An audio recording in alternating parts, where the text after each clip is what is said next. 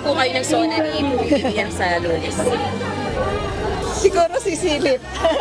Bakit po? Nakakasama ng loob ko minsan pagkaiba yung ano. Kung anong gusto kong marinig sa SONA, palagay ko hindi ko maririnig. Kasi yung totoong estado ng bayan. Batasang pambansa naka-lockdown na para sa State of the Nation Address o SONA sa July 22. Ilang oposisyon tututukan pa rin ang taunang ulat sa bayan ng Pangulo. Dito ako sa Manila manonood ng SONA. Wala pa nagawa yung aking schedule for Monday. Pero ang sigurado ako ay nandito ako sa Manila. Vice President Sara Duterte manonood pa rin ng SONA sa Lunes. Pangulong Ferdinand Marcos Jr. at dating Pangulong Rodrigo Duterte nagpapatulong umano kay VP Sara para ikampanya ang ilang tatakbong senador sa midterm elections. Binabandayan po natin not only the President, not only the people that will attend po yung dun sa Kongreso, not only within the NCR, but we also binabandayan po natin democracy. Task Force Manila Shield i-activate ng Philippine National Police para sa State of the Nation Address ni Pangulong Ferdinand Marcos Jr. sa Lunes. So naman sa aspeto na hindi pinag-isipan, hindi po.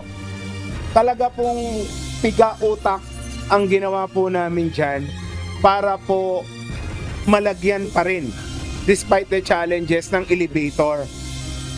Disenyo ng PWD ramp sa EDSA Busway Station, muling pag-aaralan ayon sa MMDA. Architectural firm nag-alok na ayusin ito ng libre.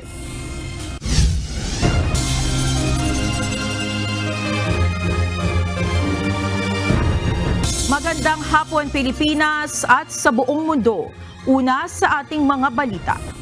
Naka-lockdown na ang Batasang Pambansa Complex bilang paghahanda sa ikatlong State of the Nation Address o SONA ni Pangulong Ferdinand Marcos Jr. sa Lunes, July 22. Samantala, tututukan pa rin ng ilang oposisyon ang third SONA ni PBBM kahit desmayado sa pamamahala ng Pangulo sa bansa. Ito ang balita ni Rosalie Cos. Nag-trust the security of Congress. Lalo pa ngayon, inagahan pa nila na mas maaga na one day, tapos panay ang sweep nila. So I heard na they'll do another sweep on Sunday, tapos early Monday morning, there will be another sweep. Limitado na lang ang mga maaaring makapasok sa House of Representatives simula ngayong araw. Naghigpit na ng entry point sa Batasang Pambansa bilang paghahanda sa ikatlong State of the Nation Address o SONA ni Pangulong Ferdinand Marcos Jr. May listahan ng mga may pahintulot na makapasok sa Kamara simula sa araw na ito hanggang Lunes, July 22. Si House Deputy Majority Leader, ACT-CIS Party List Representative Erwin Tulfo, tiwala sa ipinatutupad na security measures sa Batasang Pambansa Complex. Ito'y matapos ang kontrobersyal na designated survivor na pahayag ni Vice President Sara Duterte. Ayon sa mambabatas, kabilang sa pinaglaanan ng SONA budget ang maigting na seguridad. Hindi lang naman sa pagkain ginagesta yun . It's more in security, preparations, di ba? Nandyan, makita naman natin, paglabas natin sa Congress, katakot-takot na yung mga pulis na yun, pinapakain kaya yun, pakainin natin din, di ba? Yung mga nagwawalis na mga traffic enforcers, binabayaran din. May overtime din sila kasi ginagabi sila. Nasa 20 milyong piso ang kabuuang halaga ng pondong inilaan para sa paghahanda sa SONA. Kabilang sa mga nakapaloob sa pondo ang gagastusin sa pagkain at inumin. Gayon din sa uniform ng mga nasa 2,000 secretariat employees na hindi lang gagamitin sa SONA kundi sa day-to-day duties. Kasama rin sa pinaglaanan ng pera ang security, interagency coordination meetings, invitations, equipment rental at iba pa. Samantala, ilang araw bago ang ikatlong State of the Nation Address o SONA ni PBBM, nagtipon-tipon ng ilang kilalang oposisyon ng administrasyon gaya ng Tindig Pilipinas. Bagaman dismayado sa pamahala sa bansa, ayon sa kanila, tututukan pa rin nila ang sasabihin ng Pangulo sa ikatlong SONA nito. Makikinig po kayo ng SONA ni PBBM sa Lunes? Siguro sisilip. Bakit po? Nakakasama ng loob ko minsan pagkaiba yung ano. Pero definitely, I want to know what he will say. I'm just so afraid it's going to be more of the same. kung anong gusto kong marinig sa SONA, palagay ko hindi ko maririnig. Kasi yung totoong estado ng bayan, kung ano talaga ang nagawa na hindi medyo masyadong ineepal, kung ano talaga ang mga problema, na sa palagay ko hindi sasabihin ng totoo. Para sa mga ito, kulang sa sipag at gawa ang kasalukuyang administrasyon. Rosa Licoz, UNTV News and Rescue. Diyos ang aming sandigan, serbisyo publiko ang aming pinahahalagahan. Karaniwan na sa araw ng SONA ang kabi-kabilang kilos protesta. Ang Philippine National Police, hindi lamang mga militanteng grupo at mga taga-suporta ng Pangulo ang babantayan sa Lunes, July 22. Kasama sa kanilang pinaghahandaan ang posibleng pagdagsa ng mga taga-suporta ni dating Presidente Rodrigo Duterte at ng religious leader na si Apollo Kibuloy.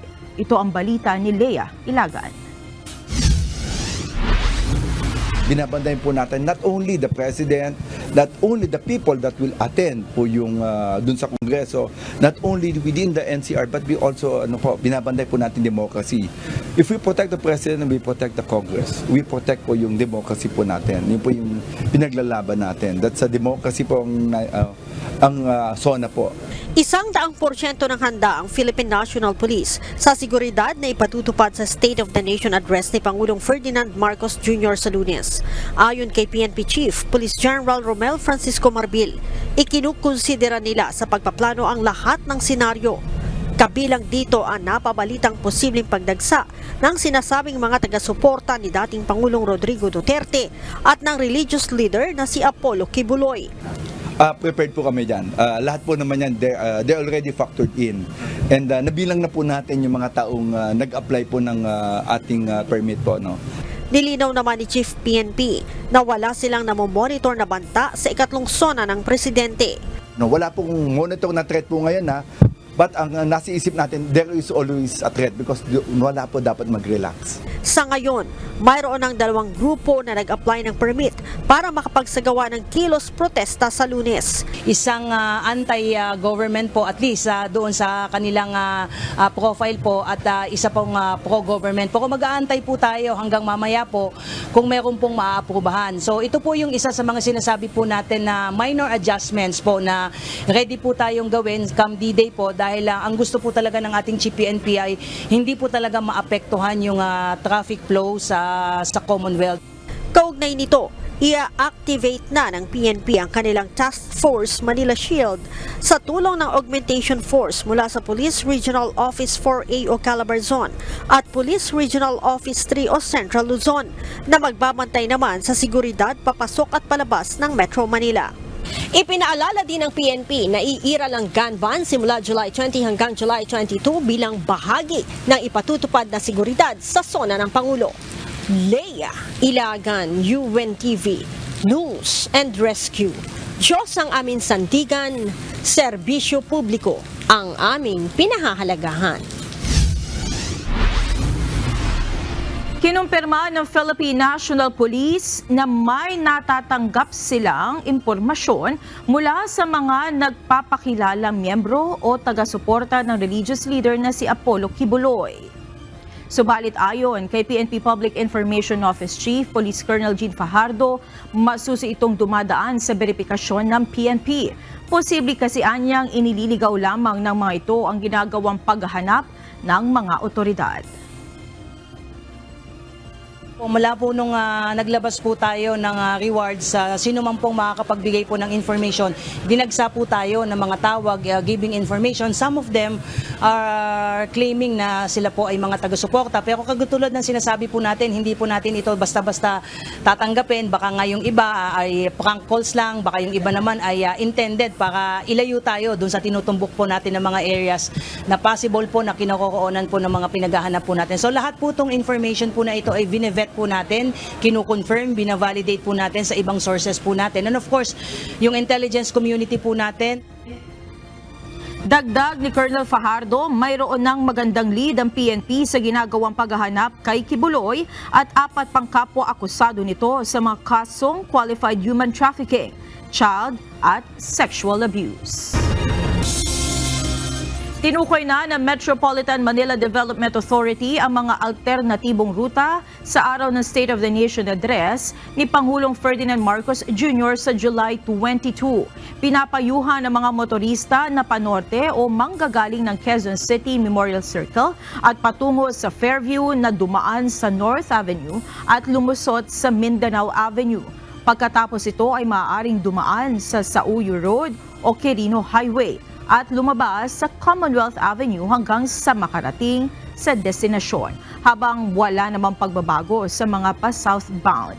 Inaatasan naman na dumaan ng mga truck sa Katipunan o C5, diretso sa Luzon at Congressional Avenue hanggang sa makarating sa destinasyon. Habang ang mga light vehicle ay maaaring dumaan sa C5 at maginhawa sa Teachers Village hanggang sa makalusot sa Kalayaan Avenue at destinasyon. Magpapatupad naman ng road closure ang MMDA sa Batasan IBP Road simula alas 8 ng umaga sa mismong araw na SONA. Maglalagay din ng zipper lane o counterflow sa southbound ng Commonwealth Avenue upang magbigay daan sa mga sasakyan ng mga government official at bisita na pupunta sa Batasang Pambansa Complex. Ayon sa MMDA, mahigit 1,300 personnel ang kanilang itatalaga para sa SONA ng Pangulo, kasabay ng pagpapatupad ng no day off, no absent policy. Bagaman hindi dadalo si Vice President Sara Duterte sa ikatlong State of the Nation Address ni Pangulong Ferdinand Marcos Jr. sa Lunes, sinabi ni VP Sara na magmo-monitor pa rin siya at manonood na SONA ng Pangulo. Samantala, sinabi rin ng Vice Presidente na wala pa siyang anumang balak para sa 2025 midterm elections. Ito ang balita ni Jed Neresina. Dito ako sa Manila manonood ng SONA. Wala pa nagawa yung aking schedule for Monday. Pero ang sigurado ako ay nandito ako sa Manila. Magmo-monitor pa rin si Vice President Sara Duterte sa isasagawang ikatlong State of the Nation Address o SONA ni Pangulong Ferdinand Marcos Jr. sa Lunes. Sa panayam kanina kay VP Sara kaalinsabay ng turnover ceremony sa DepEd, sinabi nito na manonood pa rin siya ng SONA at naririto siya sa Maynila sa July 22. Nauna nang sinabi ng Vice Presidente na hindi siya dadalo sa tao ng ulat sa bayan ni PBBM at itinalaga ang kanyang sarili bilang designated survivor. Nilinaw rin ito na hindi ito biro o isang bomb threat. Sadya lamang aniyan na marami ang hindi nakaunawa sa kanyang naging pahayag ukol sa pagiging designated survivor niya. Samantala, sinabi rin ni VP Sara na wala pa siyang plano para sa 2025 midterm elections. Aniyan, nagkausap na rin sila ng kanyang ama na si dating Pangulong Rodrigo Duterte at pinakiusapan umano siya nito na tulungan sa pangangampanya ang mga kandidato sa ilalim ng PDP laban. Sa isa namang pagkikita namin ni President Duterte, former President Duterte, by chance nakita kami ni former President Duterte. Inimbita din niya ako na mangampanya, tumulong, sumuporta para sa mga candidates ng PDP. So sinabi ko din sa kanya na hindi muna ako sasali sa midterm elections. Maging si PBBM umano, pinakiusapan siya noon na tulungan ang magiging senatorial candidates ng administrasyon. I think I can speak about this already. I think i-confirm din yan ni President Marcos. Before ako nag-resign, meron kaming isang meeting kung saan inimbita ako ni President Marcos na sumali, tumulong sa administration para sa mga senator candidates. At sabi ko sa kanya, sabi ko hindi muna ako sasali sa midterm elections. Dagdag pa ni VP Sara, pagkatapos ng SONA ay mayroon siyang nakatakdang pakikipagpulong kay Senator Bongo at Senator Ronald Bato de la Rosa para sa isang masinsinang pag-uusap.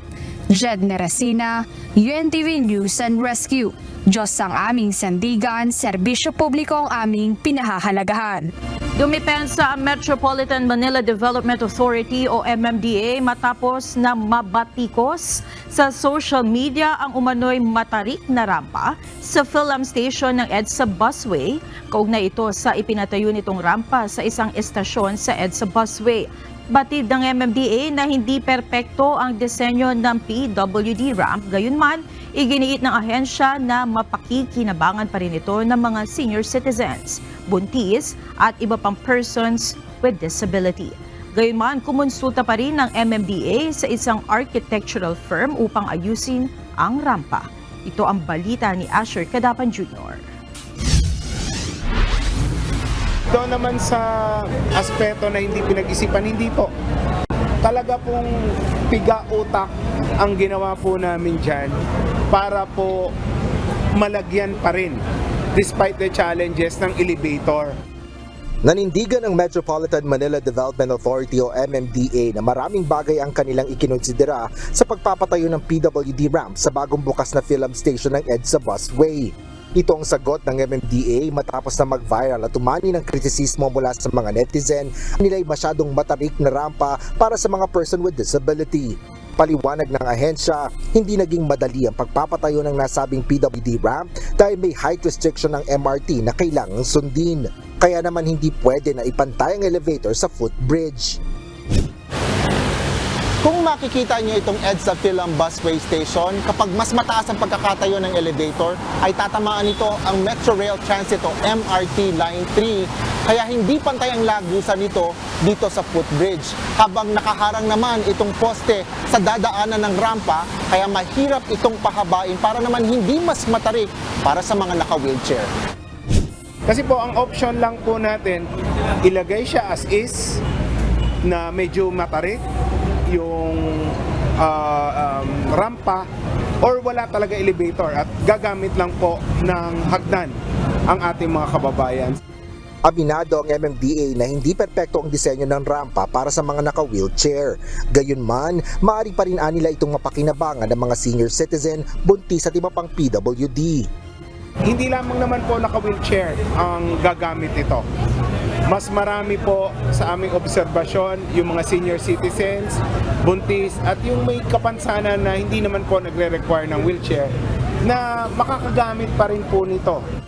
Tiniyak naman ng MMDA na sa 5 bus stations na nilagyan ng elevator at PWD ramp, tanging ang film station lamang ang nagkaroon ng issue dahil sa limitadong espasyo. Sa kabila ng mga batikos, sinabi ng MMDA na bukas pa rin sila sa mga suhestyon at rekomendasyon upang mas maisaayos ang rampa para sa kaligtasan ng mga commuter.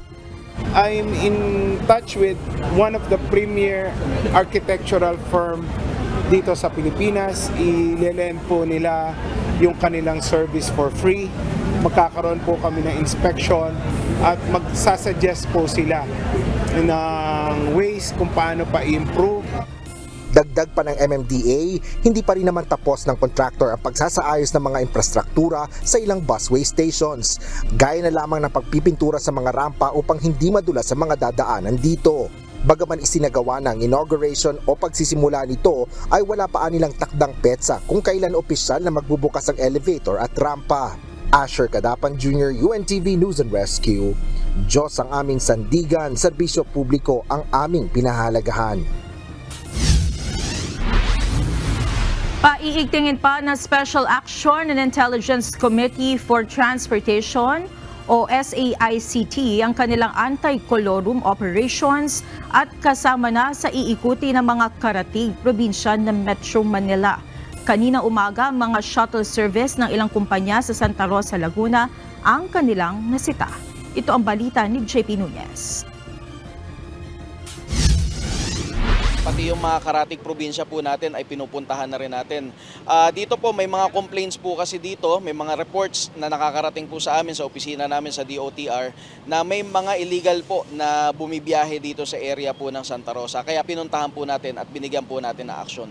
Matapos magsagawa ng anti-colorum operation sa Bulacan ang Special Action and Intelligence Committee for Transportation o SAIC noong Lunes, sa Santa Rosa, Laguna naman nagsagawa ng panguhuli ang mga tauhan ng SAIC ngayong Huwebes. Ayon sa ahensya, mas paiigtingin pa nila ang panghuhuli ng mga kolorum na sasakyan sa mga kalapit na probinsya ng Metro Manila. Mas malakas ang puwersa ng SAIC dahil iba't ibang ahensya ang magkakasama dito, kabilang ang Land Transportation Office, Land Transportation Franchising and Regulatory Board at ng Philippine Coast Guard. Kaninang umaga, mga shuttle service na naghahatid ng mga empleyado ng iba't ibang kumpanya ang kanilang hinuli. Pinara ang mga ito dahil tila mga public transport na nagsasakay ng pasaherong nag-aabang sa kalsada. Ayon sa SAIC, legal naman ito kung meron silang maipapakitang kasunduan sa mga kumpanya na kanilang pinagseserbisyuhan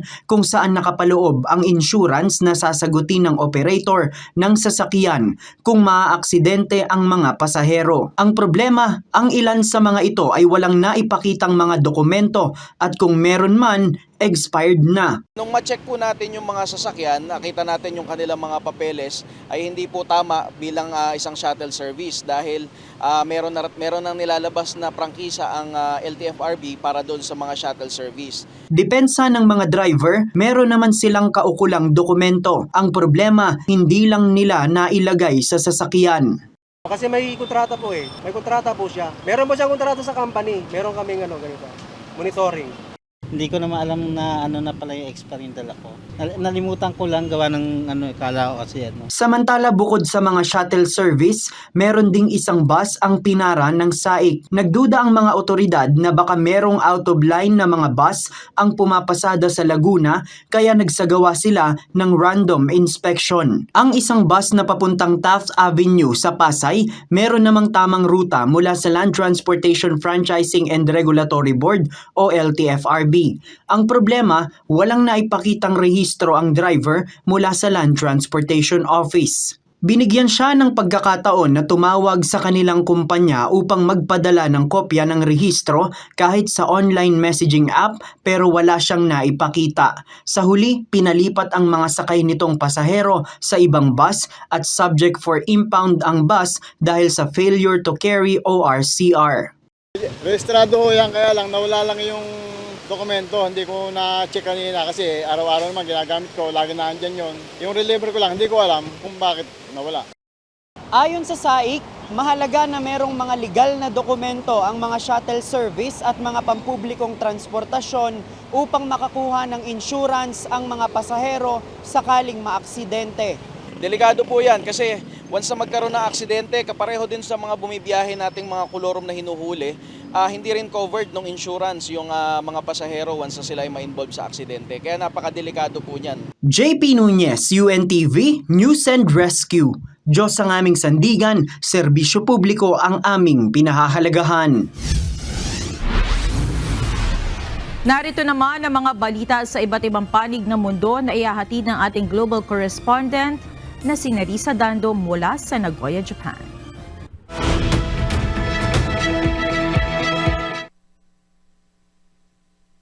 Magandang gabi sa Pilipinas, Monica. Isinugod sa ospital ang nasa 14 na estudyante ng Rokugo Koka High School nang sumama ang pakiramdam matapos kumain ng maanghang na potato chips. Dumaing ng pagkahilo, pananakit ng tiyan at bibig ang mga bata ayon sa mga otoridad.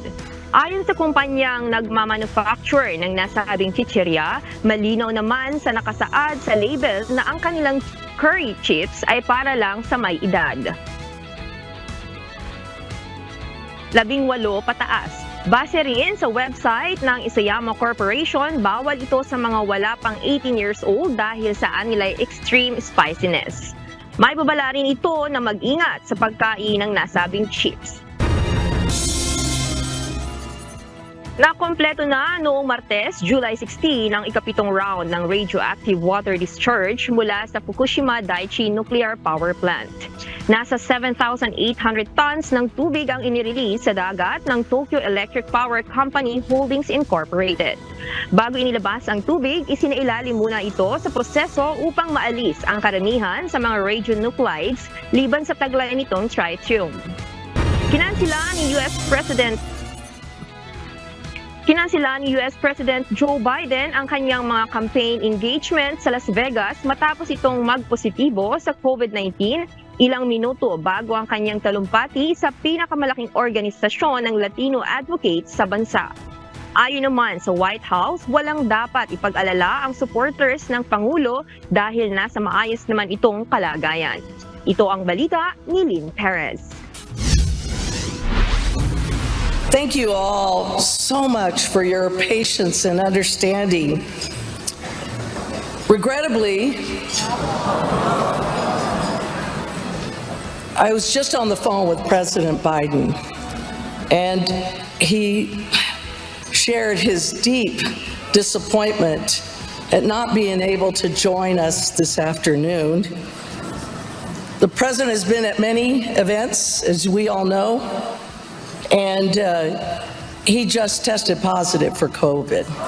Na positibo sa COVID-19 si US President Joe Biden ngayong araw. Ayon sa White House, nakararanas ng mild symptoms si Biden. Sinabi ni Press Secretary Karine Jean-Pierre na babalik sa Delaware ang Pangulo upang mag-self-isolate at doon itutuloy ang kanyang mga tungkulin habang siya'y nagpapagaling. Bakunado at may booster shots din ng Chief Executive kontra COVID-19. Nakatakdasan ang magtalumpati ang Democratic President sa Unidos US, ang pinakamalaking Hispanic civil rights and advocacy organization sa Amerika. Ngunit tumawag ito upang sabihin ang kanyang medical situation. We appreciate very much his wanting to have been here. I had a great introduction for him, reminding us of all the actions that he's taken on behalf of our community. Ang pagkakasakit ni Biden ay posibleng makadagdag pa sa presyo ng kanyang re-election campaign mula sa kanyang kapwa Democrats na nais siyang mag-withdraw sa halalan laban kay Republican nominee Donald Trump dahil sa kanyang edad. Una nang itinanggi mismo ni Biden na titigil siya sa kanyang re-election bid. Lynn Perez, UNTV News and Rescue.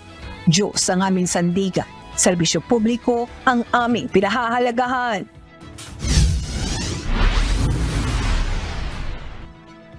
At yan ang mga balita sa iba't ibang panig ng mundo. Mula dito sa Nagoya, Japan, ako si Nerissa Dando. Magandang gabi. Isang forum para sa Artificial Intelligence o AI ang idinaos kanina ng Commission on Elections sa COMELEC Information Technology Group kasama ang UP Law at iba pang stakeholders. Bahagi ito ng pagnanais ng komisyon na makabuo ng panuntunan sa paggamit ng AI sa darating na halalan na target mailabas sa mga susunod na buwan. Ito ang balita ni Dante Amento. Ano yung parte ng AI na ginagamit sa halalan na dapat na ma-regulate at dapat i-prohibit kung meron man. At kung nga ipo-prohibit, ma-regulate, may mabaviolate ba tayo na batas o karapatan? Hindi tutol ang Commission on Elections o COMELEC sa paggamit ng Artificial Intelligence o AI kahit sa panahon ng kampanya sa halalan. Ngunit ayon kay COMELEC Chairperson George Erwin Garcia, mahalagang magkaroon ng kontrol o ma-regulate ang paggamit nito lalo na sa pamamagitan ng social media. Ayon sa COMELEC, kailangan nilang bantayan ang paggamit ng AI dahil maaring gamitin ito ng kandidato sa hindi tama na maaring banta pa sa demokrasya sa bansa. May mga kilalang personalidad sa ibang bansa at maging si Pangulong Ferdinand Marcos Jr. ay biktima ng AI-generated videos o deepfake. Kaugnay nito, maglalabas ang COMELEC ng mga panuntunan hinggil sa AI. Target ng komisyon na bago ang paghahain ng Certificate of Candidacy o COC sa Oktubre ay mayroon ng guidelines. Ang importante po ang inyong Commission on Elections ay kumukonsulta muna sa mga stakeholders, sa mga nakakaalam sa bagay na ito. Napakamakabago po kasi ang teknolohiya, ang AI. Kanina ay nagsagawa ng AI Forum ang COMELEC kasama ang iba't ibang stakeholders tulad ng IT Group, political parties, law student ng University of the Philippines. Paliwanag ni Garcia, ang kanilang makukolektang datos, impormasyon galing sa forum ay magiging batayan ng kanilang babalangkasing panuntunan. Kung sakaling may magreklamo ay handa silang sagutin kahit sa Korte Suprema. Kapag naglagay na kami ng guidelines o ng regulasyon, yung po violation nun ay pwede namin masabi na election offense. Ang paglabag sa mabubuong rules ay maituturing na election offense sa ilalim ng Omnibus Election Code. Kasama sa parusa nito ay ang pagkakakulong at pagkawala ng karapatang bumoto at kumandidato. Dante Amento, UNTV, News and Rescue. Diyos ang aming sandigan, serbisyo publiko ang aming pinahahalagahan. Ilang araw bago ang ikatlong State of the Nation Address o SONA ni Pangulong Ferdinand Marcos Jr., ilang issue na kinahaharap ng bansa ang nais marinig ng ilang mambabatas sa Pangulo. Ito ang balita ni Hardin Delgado. Yung mga mabibigat na talagang gusto mong ilarga, now is the time, and say it in words na talagang mabait kasi magsalita ang ating Pangulo eh. Simple at klaro, ito ang inaasahan ni Senator Alan Peter Cayetano sa ikatlong State of the Nation Address o SONA ni Pangulong Ferdinand Marcos Jr. Para sa senador, dapat magbigay ng solidong utos ang Pangulo para masiguro matutupad ang mga ipinangako nito sa kanyang unang dalawang SONA. Usually, most powerful ang administration in the third and fourth year. So the first 2 years is really a OJT on steroids, di ba? And then, alam naman natin na pagdating mo ng 2027, ang focus ng mga tao is on the 2028 election. Each administration has real pets, no, na gusto talaga nilang pet bills, pet projects, yung talagang mission in life nila. No? So, if there's going to be a SONA that will be heard, it's this one. You know, because nga, you have basically 24 months to get it done. Ngayon na rin inaasahan ng senador na ilalatag ng Pangulo ang mga proyektong nais itong mag-iwan ng legasiya sa kanyang administrasyon, kabilang na ang plano para sa Metro Manila Subway. Hindi ba dapat yung part 2 ng subway or yung subway for Cebu or other trains for other parts of the country, ngayon pa lang iniisip na? Kasi if you don't start that now, and if walang direction sa SONA now, believe me, hindi mangyayari. So I see the intent of our President, but really kailangan din ng medyo pukpukin yung mga sa infrastructure na long term. Para kay Senate Minority Leader Aquilino Coco Pimentel, dapat ilatag na ni Pangulong Marcos ang achievements ng kanyang administrasyon. Inaasahan din ito na makarinig ng report kaugnay ng agrikultura, presyo ng bilihin at pagkain gaya ng bigas at pabahay. Bukod dito, gusto ring marinig ng senador na ipagbawal na ng Pangulo ang Philippine Offshore Gaming Operator o POGO. Bagong Pilipinas, di ba bagong polisiya nga sa POGO, iba na po natin yung POGO. Yan ang tunay na magbabago ng kaunti sa kalagayan at itsura ng Pilipinas sa ngayon. Pero para kay Senator Ronald Bato de la Rosa, nasa Pangulo na kung isasama niya sa kanyang SONA ang usapin sa POGO. Pabor naman anya siya na iban na ang mga POGO sa bansa. Umaasa ang mambabatas na babanggitin muli ang pagbuhay sa Mandatory Reserve Officers Training Corps o ROTC na hiniling na noon ng Pangulo sa kanyang unang SONA. In the light of the recent developments nga sa West Philippine Sea, which I feel kailangan talaga natin na magkakaroon ng sizable reserves in case of emergency. That's my hope only. That's my hope. But I'm not expecting. I am really hoping na sana maisama. Para maingganyo naman, maingganyo naman yung mga kasamahan ko sa majority bloc na tumulong na maipasa itong bill na ito. Bukod sa mga plano at achievements sa administrasyon, kabilang din sa mga aabangan ng mga mambabatas sa ikatlong SONA ni Pangulong Marcos Jr. ang mga hihilingin itong panukalang batas sa dalawang kapulungan ng Kongreso. Hardin Delgado, UNTV News and Rescue. Diyos ang aming sandigan, serbisyo publiko ang aming pinahahalagahan. Dalawang event ni Pangulong Ferdinand Marcos Jr. ang naantala dahil sa sama ng panahon. Natuloy naman ang Pangulo sa Palawan kung saan namahagi siya ng tulong sa mga magsasaka at mangingisda. Ito ang balita ni Nel Mariboho live. Nel, kumusta ang dinaluhang engagement ng Pangulo dyan sa Ilocos Norte? Monica, isa nga ang event ni Pangulong Ferdinand Marcos Jr. dito sa Ilocos Norte ang naantala dahil nga sa biglaang sama ng panahon. Mag-aalas 3 ng hapon sa hindi inaasahan na biglang bumuhos sa malakas na ulan at umihip ang malakas na hangin. Dahil dito natumba ang ilang tent sa paligid ng venue at pinilit pang hawakan ng mga tao at maging ng mga pulis upang hindi ito tuluyang masira. Ngunit dahil nga sa lakas ng hangin, tuluyang na itong mga natumba. Maging ang main venue kung saan magsasalita sana ang Pangulo ay inulan rin, kaya naman agad na tinakpan ang sound system at ang mga tao ay agad na nagalisan sa kanilang kinaupuan. Hindi pa naman dumarating ang Pangulo na mangyari ang biglaang sama ng panahon dito sa munisipalidad ng Pidig. Bago ito, hindi na rin nakatuloy ang Pangulo sa Romblon dahil naman sa matinding buhos ng ulan sa probinsya. Nirepresenta na lamang si PBBM ng ilang opisyal doon. Natuloy naman si PBBM sa Palawan at dito na mahagi siya ng tulong sa mga magsasaka at mangingisda na naapektuhan ng El Nino phenomenon. Ayon kay PBBM, patuloy pa rin ang paghahanda ng pamahalaan sa tag-ulan. Kabilang na dito ang pag-iimbak ng relief goods at pondo para sa mga maapektuhan ng mga pagbaha. Tiniyak rin ni PBBM na sinusolusyonan na ang problema sa kuryente sa Palawan. Pang matugunan nito, ang Maharlika Investment Corporation, ang National Electrification Administration at ang Palawan Electrical Cooperative ay nagsasagawa ng pag-aaral upang mapabuti ang supply ng kuryente sa inyong lalawigan. Tayo po ay umaasa sa mga positibong bunga ng mga kasunduang ito. Monica, tuluyan na nga na-postpone yung event ng Pangulo dito sa Ilocos Norte at inaasahan matutuloy ito bukas. 4 na event ang schedule ng Pangulo bukas, Biyernes at pagdating naman ng Sabado at Linggo ay wala namang official engagement ng Pangulo na ipinarating na impormasyon ng palasyo sa atin at yun na nga yung huling 2 araw na paghahanda ng Pangulo para sa kanyang SONA sa Lunes. Yan muna ang ating update. Balik sa iyo, Monica. Maraming salamat, Nel Maribuhok, live mula sa Ilocos Norte. Nanguna ang magkapatid na sina ACT-CIS Party List Representative Erwin Tulfo at media personality na si Ben Tulfo sa pinakabagong senatorial preference survey ng Octa Research Group. Sa resulta ng survey, top choice si Congressman Erwin Tulfo sa mga napupusuang maging senador sa susunod na eleksyon. Nasa pangalawang pwesto naman sina Ben Tulfo at Senator Bongo.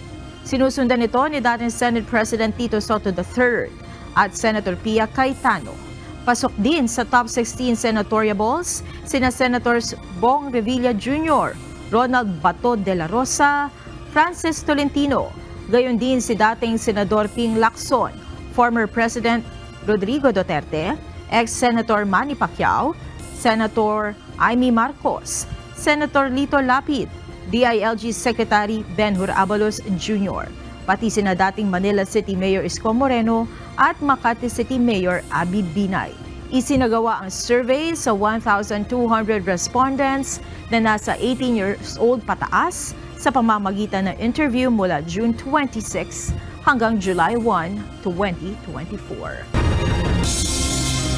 Opisyal nang ibinigay ni outgoing Department of Education o DepEd Chief at Vice President Sara Duterte ang kanyang posisyon sa gabinete kay Senator Juan Edgardo Sonny Angara ngayong araw.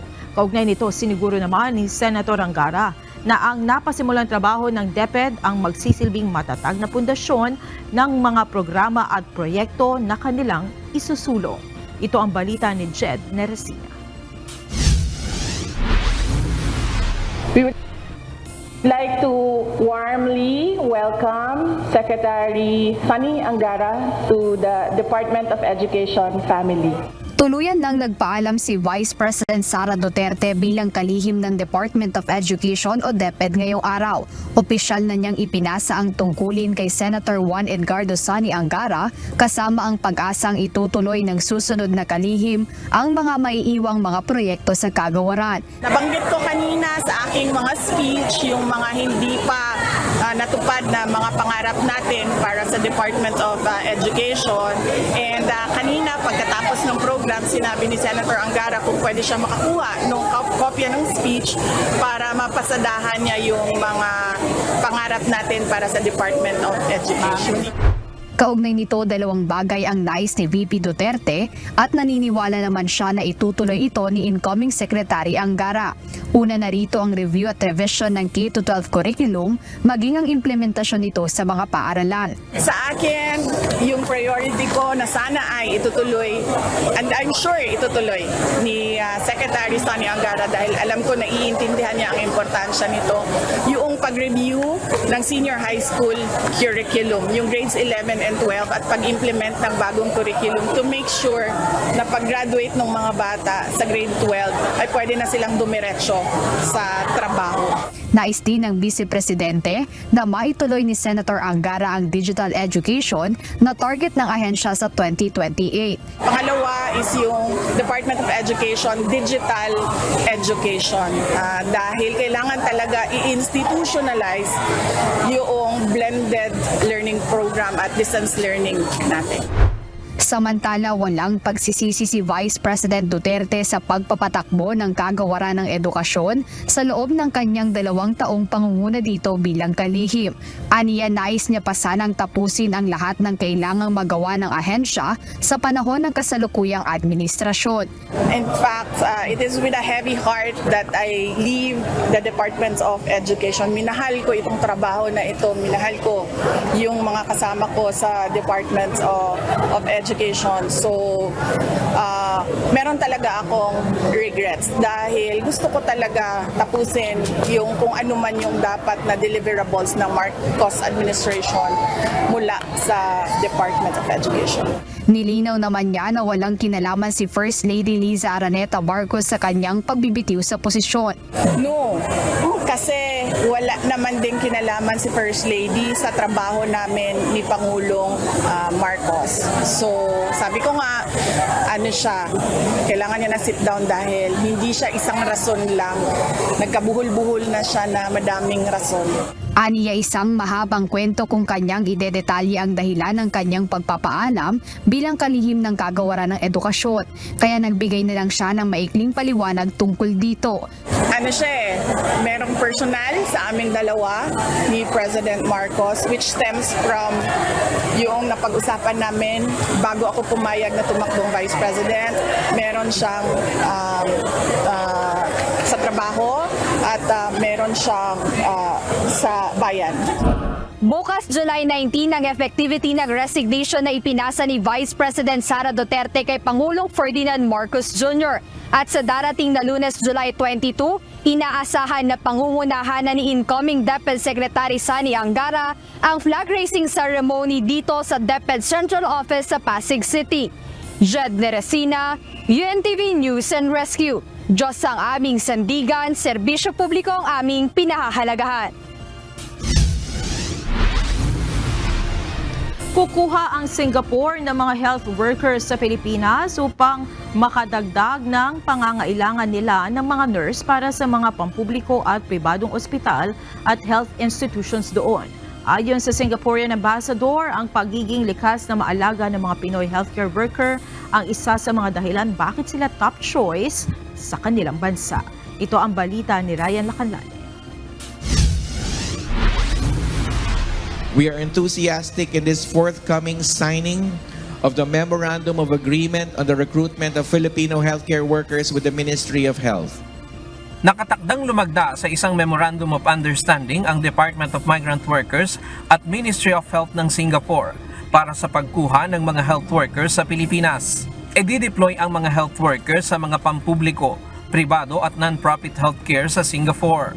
Ayon kay Singaporean Ambassador to the Philippines, Constance C., sa mga nakalipas na taon, nasa 3 hanggang 4,000 ang pangangailangan nila sa mga nurse. Bagamat hindi naman anya lahat ng ito ay kukunin sa Pilipinas. Pero mas gusto nila ang mga Pilipino dahil sa likas na maalaga ang mga ito. We welcome nurses from around the world, but also especially in the Philippines. I think your skills in English language, for instance, and the very natural way you care and nurture for people have made Filipino nurses very sought after, and they are often very much the preferred choice as well. Tinatayang nasa humigit kumulang 215,000 ang mga Pilipino sa Singapore. 84% nito ay pawang mga OFW. 60% naman sa mga OFW doon ay professionals at 40% ay domestic worker. Batay sa 2022 OFW report ng Philippine Statistics Authority, mula sa 1.96 million OFW sa buong mundo, pangalawa ang Singapore sa top destination sa Asia. Nangunguna naman sa ASEAN. Pangalawa rin ang city-state sa OFW top remittances na nakapag-remit ng 2.36 billion pesos. Pinasalamatan naman ng DMW ang Singapore sa patuloy na pangangalaga nila sa mga OFW sa kanilang bansa.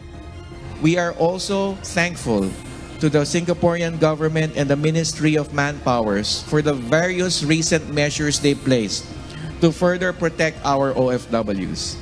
We know for sure that tighter workplace safety measures are in place, tougher action to penalize companies for worksite lapses, and requirements for accommodation as proof prior to proof of acceptance of an employee to Singapore. Sa Singapore, ang sino mang employer na napatunayang nagkasala ng pang-aabuso sa mga domestic worker ay doble ang parusang ipinapataw upang tiyakin na makamit ang hustisya at protektahan ang kanilang karapatan. Ngayong araw nagsimula ang Philippine-Singapore Week na magtatapos bukas. So if the offense is 1 year jail, for instance, the person would have to face 2 years in jail if the victim is a migrant domestic worker. I think we are probably the only country in the world that has such a law, and we are committed, and this shows our commitment to protecting the migrant domestic worker.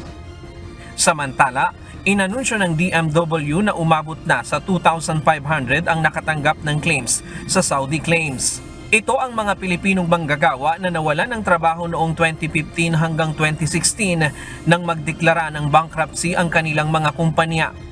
Personal na pumunta sa Saudi si Secretary Kakdaka para makipagpulong sa counterpart nito doon upang pag-usapan ang pending claims ng mga Pilipino claimants. To date, 2,500 workers had received their benefits in the amount of 130 million riyals, Saudi riyals. So that's around 1.9 billion pesos.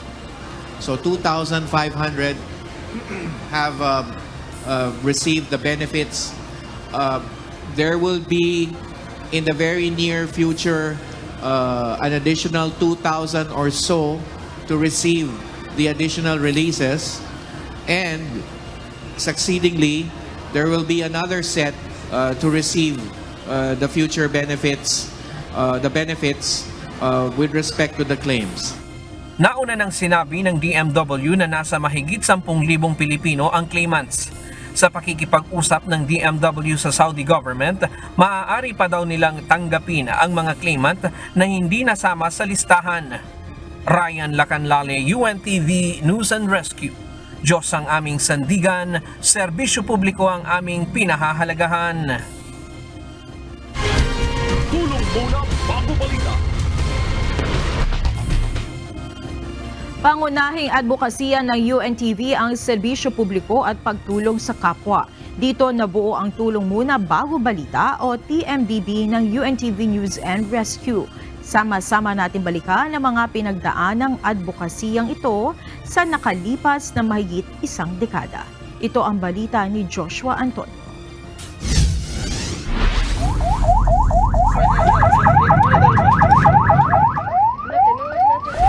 Tinulungan ng UNTV News and Rescue Team. Tinulungan ng UNTV News and Rescue Team ang isang lalaking sugatan sa aksidente sa motorsiklo sa Quezon City kagabi.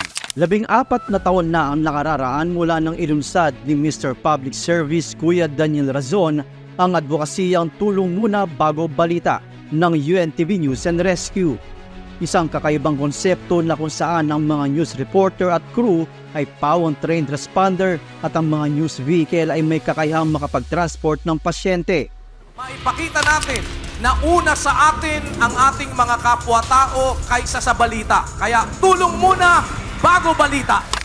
Sa awa at tulong ng may kapal, Tiniyak ni Kuya Daniel na ang mga nasahanay ng tagasagip buhay sa larangan ng pagbabalita ay may kapasidad na tumulong sa oras ng pangangailangan, maging ito'y sa kalsada, sa mga kabundukan, confined spaces, matataas na gusali o maging sa ilalim man ng tubig o karagatan. Ang UNTV News and Rescue ay handang magsilbi sa ating mga kababayan. Mayroong sariling instructor na pumupunta sa iba't ibang lugar para magturo na magagamit ng ating mga kababayan pagdating sa pagbibigay ng pangunang lunas. Kakasalukuyan ay may mahigit 2,000 volunteers na ang nakikisa sa advokasiyang ito sa 63 teams sa buong bansa at marami na rin ang naging benepisyaryo. Pinara nga po agad. Tapos yun, sinakay po agad kami doon. Agad-agad din na po na ina-assess po ito doon sa loob.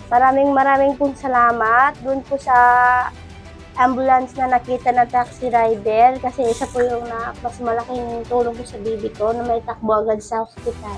Maraming pong salamat dahil kayo po yung naging daan po para po mailigtas po yung buhay ng kaibigan namin. Hindi rin pauuli sa inobasyon ng teknolohiya mula sa paggamit ng drone sa himpapawid at sa ilalim ng tubig. Ang UNTV News and Rescue ay kaisa ng pamahalaan sa mabuting layunin ng pag-alalay sa mga taong nangangailangan.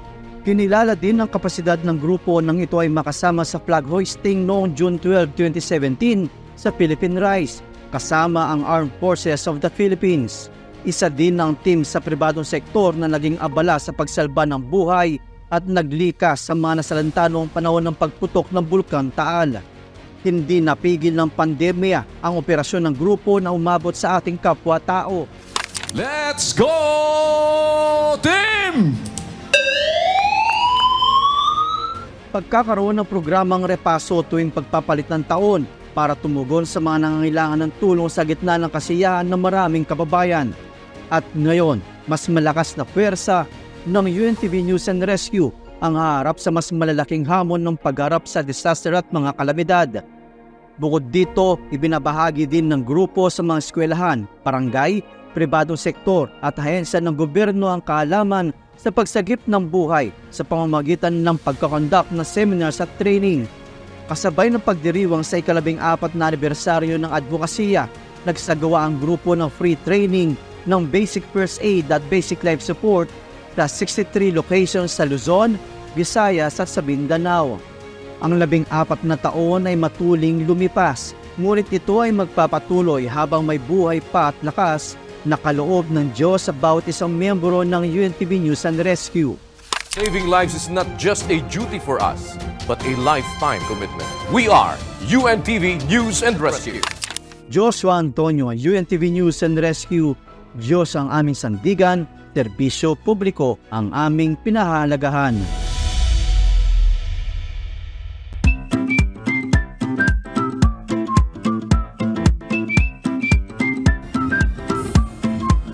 Narito naman ang ating mga naging kausi ngayong araw ng Huwebes. Maraming salamat po at mag-shoutout tayo kina Samuel Estrabillo, Romel Manampan, Elvira Atienza, Roque S.J. Polanye, Romulo Divina Gracia, Ricky Dizon, at sa lahat po ng ating naging kausi ngayong araw, maraming salamat po. Narito ang salita ng Diyos sa ating sandigan mula sa Aklat ng Awit, Kapitulo 14, versikulo 2, na nagsasabi, tinutunghan ng Panginoon ang mga anak ng mga tao mula sa langit, upang tingnan kung may sino mang nakakaunawa na hinahanap ng Diyos.